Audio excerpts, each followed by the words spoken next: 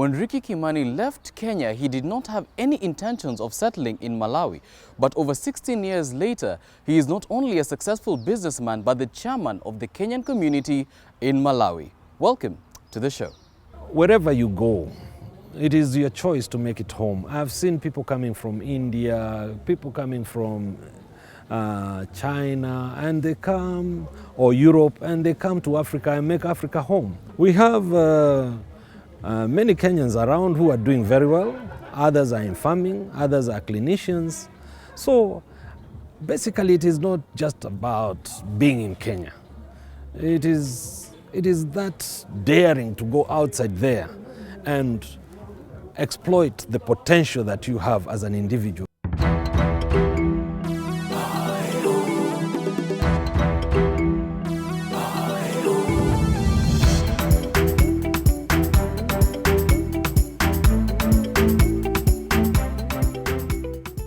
Rikki Kimani grew up in Githunguri constituency.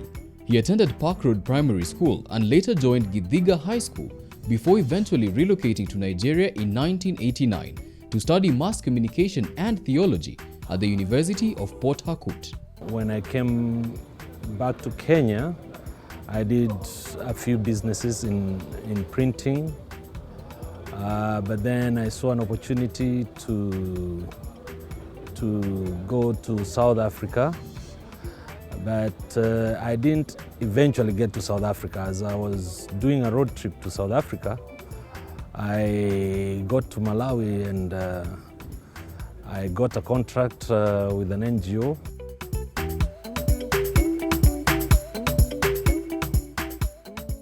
I was not afraid of anything because I had lived in Nigeria for about 6 years. Because after my degree course, I also stayed in. I continued staying in Nigeria for 2 years. So, having lived in Nigeria, the hustles of Nigeria, Malawi was should I say mellow? It was okay, and also having a background as a Kenyan, whereby most of the Kenyans, I being one of them, are go-getters. Coming to Malawi, it was not much of an issue. Settling here, it's just about understanding the culture and the tradition of the people, and you get to settle. So in 2002, a confident Rikki joined the Center for Human Rights and Rehabilitation as a communications officer. After working with the Center for Human Rights and Rehabilitation, I got to work for a newspaper which was owned by the late president, Bingwa Mutarika. I was the general manager for the newspaper. Then after about another 2 years, I stopped working there because I wanted to just be doing consultancies and also doing other things, say like buying grains, buying groundnuts and selling in Kenya, which happens a lot here. Apart from business, Rikki is also the chairman of the Kenyan community in Malawi, a position that he was given out of necessity since Kenya does not have an embassy here, but rely on the Kenyan High Commission in Zambia. Yes, and actually till today, it is only that we have made their work easier in Malawi in such a way that if anybody wants something in Malawi, they will either come to me or they would ask me what are the contacts of the High Commission, and we would readily avail that information or the contacts, and they would contact the person they need to, either in the immigration section or in the commercial section. So that is the way we work, that anything that is touching on a Kenyan and the mission needs to know, I will have to do that. So how often do they meet? If there is a bereavement, we meet. If there is a wedding, we meet. If somebody has a party at his house, we meet. But officially, 20th October, which is Mashujaa Day, even the mission knows that they have to come here because that is our official celebration day.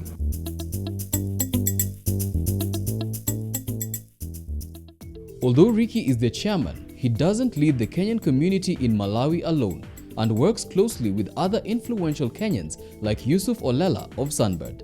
In Lilongwe we are about close to 200 families. In Blantyre there could be another 50 or 70. In Mzuzu about 10. So that is the kind of number that we have here.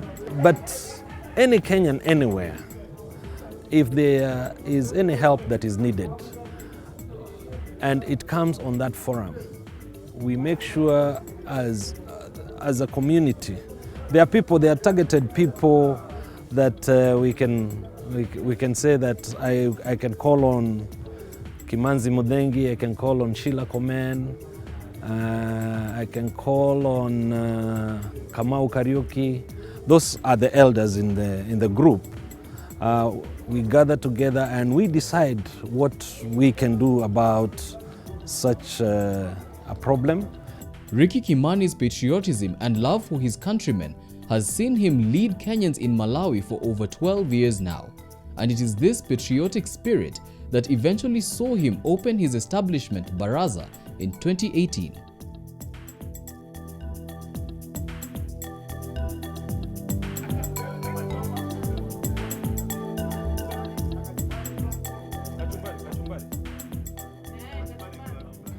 I've always wanted whereby Kenyans would gather without any payment.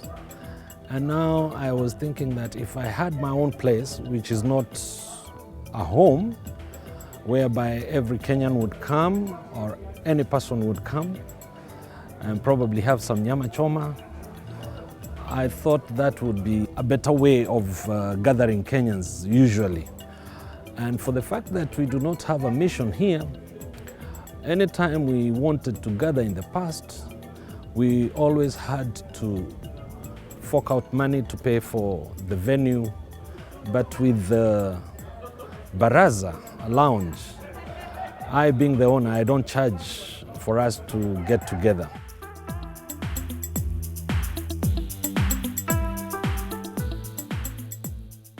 For Rikki, running a business like Baraza here in Malawi is not difficult.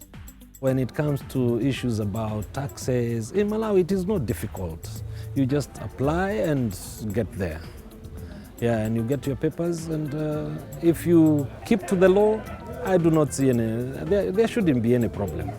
During his tenure as chairman, Rikki has been able to assist a number of Kenyans, and his efforts have not gone unnoticed. Rikki has been very helpful. As you probably would understand, when you're in a foreign country, life continues. People get married, there are funerals that happen, people face economic difficulties, people get sick, they need help, you need family. So what has happened is that through the forum that's being led by Rikki, we've been there for each other in moments of sickness, moments of bereavement, moments when people are celebrating marriage and negotiating dowries. He's been able to be there to provide that kind of support.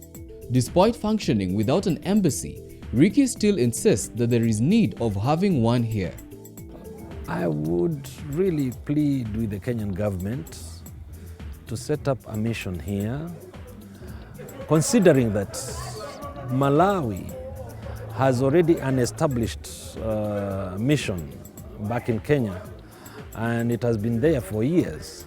So I do not see the reason why we shouldn't have that reciprocation of having a mission here, as considering that they also have a mission there. This, he adds, would also help strengthen the business corridor between Kenya and Malawi. As a Kenyan, and this is on a very serious note, is that we have lots of products that we can sell to Malawi. And there are lots of products that we can get from Malawi as Kenyans. But the business corridor between Kenya and Malawi is not that developed, such that you find that most people here, when they want to get things, they find it easier to go to South Africa as opposed to Kenya. And when I asked him about his ties to Kenya, this is what he had to say. I still have ties in Kenya because I have my brothers and sisters back in Kenya, so I get to go back to Kenya every now and then to see what is happening. So where I come from, we are dairy farmers, so we are still running business there. Yeah. So, no, you've not forgotten Kenya? No. Then I have not forgotten Kenya. He, however, does insist that there is a lot to learn from Kenyans daring abroad. And this is his parting shot on our Diaspora Bite. If one is focused and you really know what to do, then I do not see the reason why you should be just going around your father's compound. You need to venture out. And outside there, it does not really mean that you need somebody to be holding your hand. No. What I really know is that each and every one of us, we have a potential. And as long as that potential is exploited, it remains dead. So it doesn't matter